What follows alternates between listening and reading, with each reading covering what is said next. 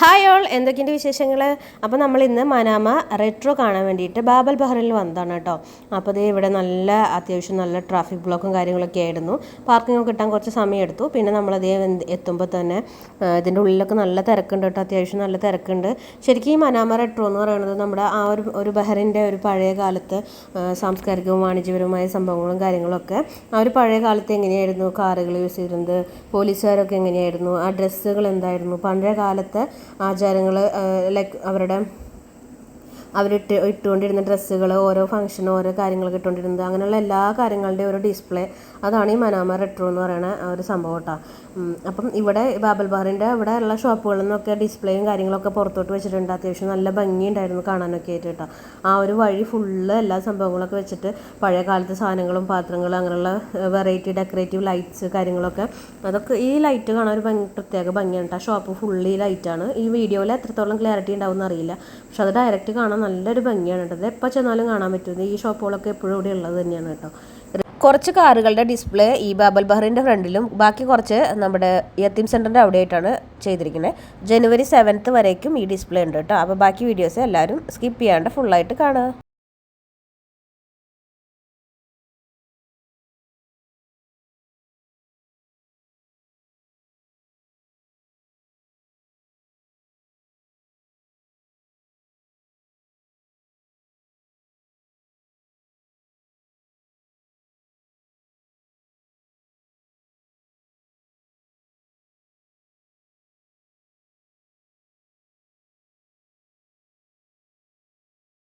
ഒരു ഈ museum arrange ചെയ്തിട്ടുണ്ട് കേട്ടോ. അവർ പഴയ കാലത്ത് ഉപയോഗിച്ചിരുന്ന സാധനങ്ങളൊക്കെ ഉണ്ടല്ലോ, ഫോണ്, പിന്നെ തയ്യൽ മെഷീന്, പിന്നെ പേൾ എടുക്കുന്ന ആ ഒരു ഷെൽസ്, അതുപോലെ ക്ലോക്കുകൾ, പിന്നെ വെയിങ് മെഷീൻസ്, അങ്ങനെ ഒരുപാട് സംഭവങ്ങളുടെ ഈ മ്യൂസിയം ഡിസ്പ്ലേയും കൂടെ അവിടെ അറേഞ്ച് ചെയ്തിട്ടുണ്ട് കേട്ടോ.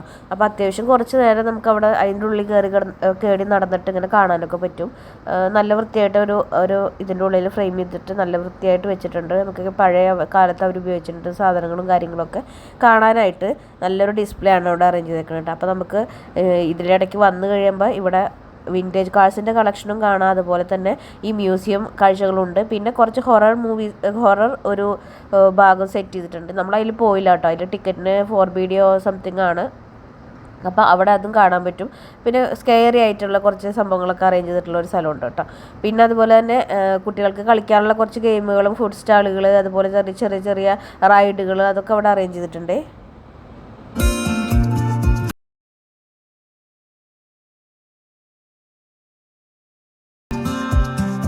പഴയ ബഹ്റിൻ പോലീസിൻ്റെ ഡ്രസ്സും അതുപോലെ തന്നെ ട്രാഫിക് പോലീസിൻ്റെ ഡ്രസ്സും ഒക്കെ ഇട്ടിട്ട് അവിടെ പോലീസുകാരൊക്കെ നടക്കുന്നുണ്ട് ഒരു ഡിസ്പ്ലേ എന്നുള്ള രീതിയിൽ. ഓൾഡ് ബഹ്റിൻ്റെ ഒരു ഓർമ്മപ്പെടുത്തലായിട്ടുള്ള ഒരു പരേഡ് കൂടെ അവിടെ നമുക്ക് കാണാൻ പറ്റും കേട്ടോ. പഴയ ഒരു ഡ്രംസും കാര്യങ്ങളൊക്കെ യൂസ് ചെയ്തുകൊണ്ടുള്ളത്.